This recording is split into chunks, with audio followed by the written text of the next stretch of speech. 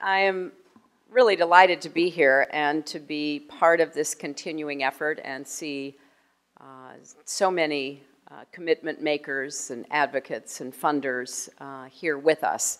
We have come a very long way.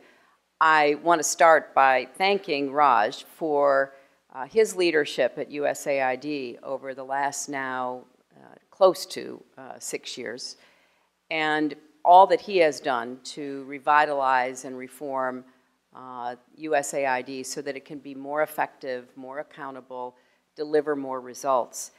And I particularly appreciate, with respect to this topic, the way that Raj has worked with EPA Administrator Gina McCarthy to ensure that the United States remains engaged and a leader.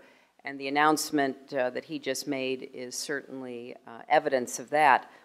In addition to our speakers this morning, I want to welcome the President of Honduras, President Hernandez, and the First Lady, Ana Garcia de Hernandez. We're very pleased that Central America is represented here. So many of the problems that we have already heard about, and very personally from Hannah Tete from Ghana, are certainly problems in Central America and areas in the rest of Latin America. So we're very grateful that you are here, Mr. President. I also want to thank the people who were part of our original vision of what we would try to accomplish. Of course, Radha, Chris Balderston, Jacob Moss, the supporters and the friends, Kathy Calvin and the UN Foundation, who had begun an effort and were very willing and excited about working with us as we tried to figure out how we could go from recognizing the problem, which was now beginning to break through in development discussions, to really doing what we see here today. I especially appreciate the commitment of the UK and welcome Baroness Northover to this effort.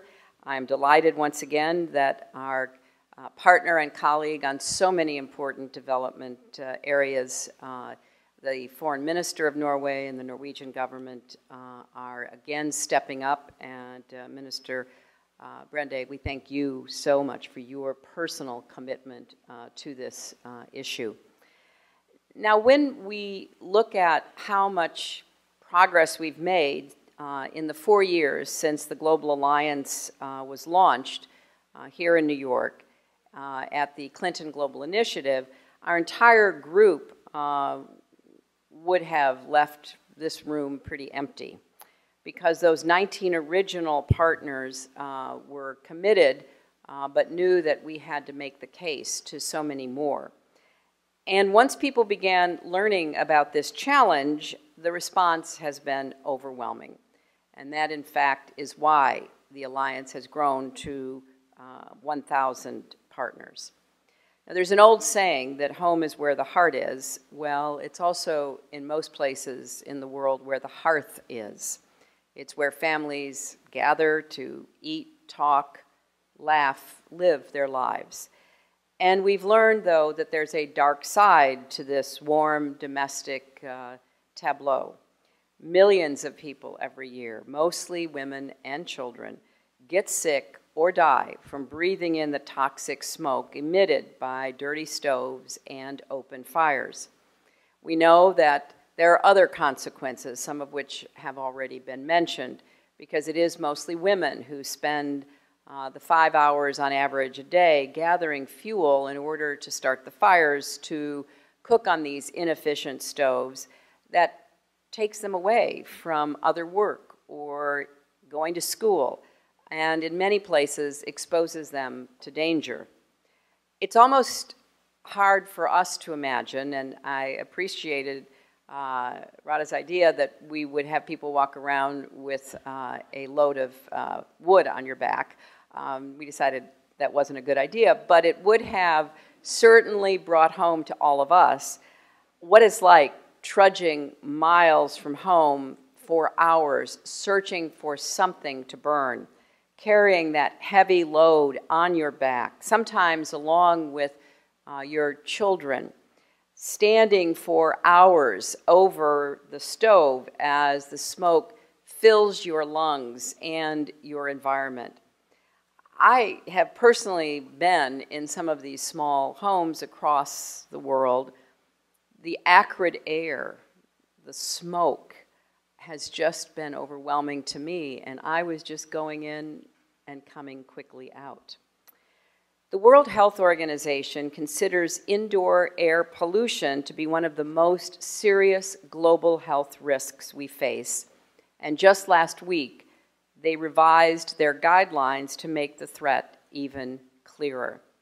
In fact, it is estimated to be the 4th leading cause of death in the world.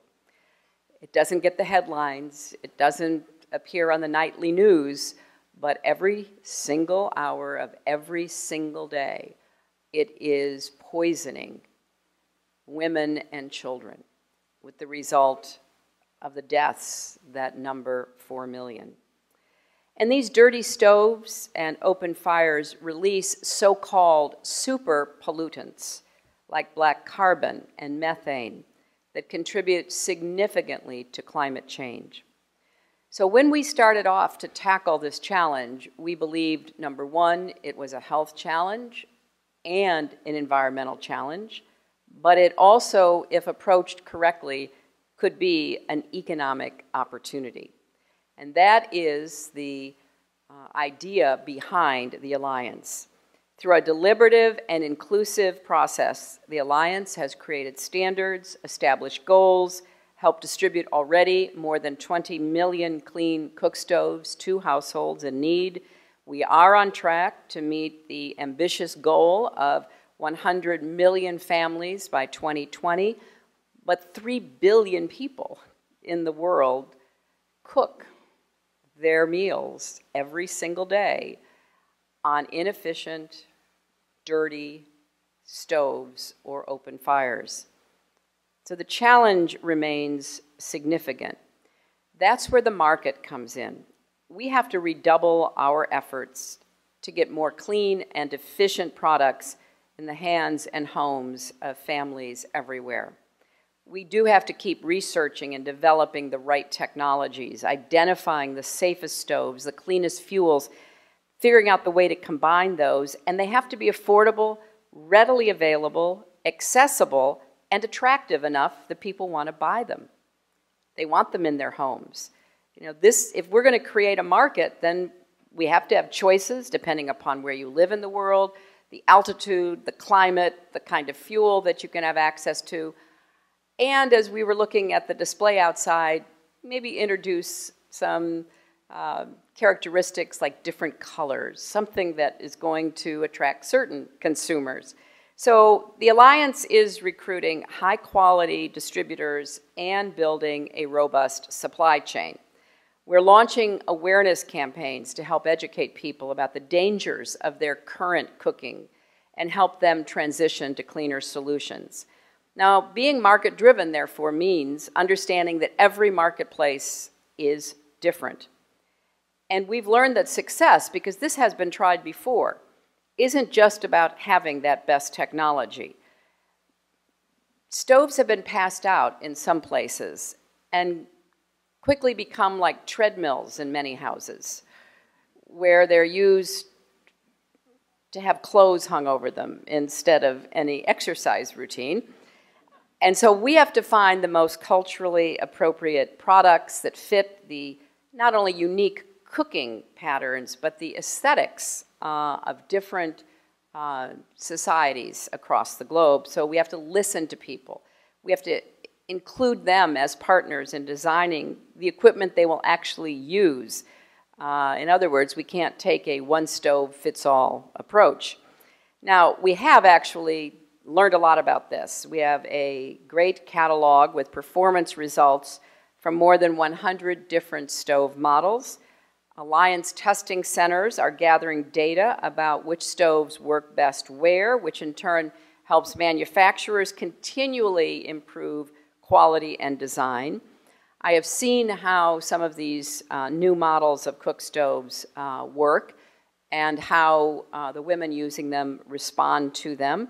And it's time for us to scale up our effort.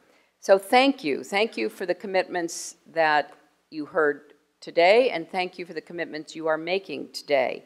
I'm delighted that more countries are signing up, that there's more engagement by governments. This is a critical issue and more interest than ever from the private sector.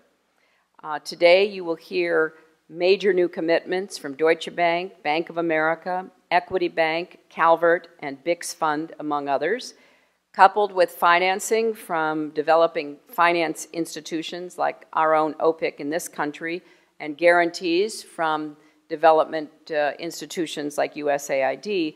This will accelerate our efforts and really help us not only to meet our goals, but even hopefully to exceed them. So I hope others will join us, and we will continue to pick up the momentum. I'm delighted that as part of the Clinton Foundation efforts, we have the Clinton School of Public Service at the University of Arkansas in Little Rock, and it's the first school of public service in the world to give a degree in public service. And of course the students have to do their practicum, their community work.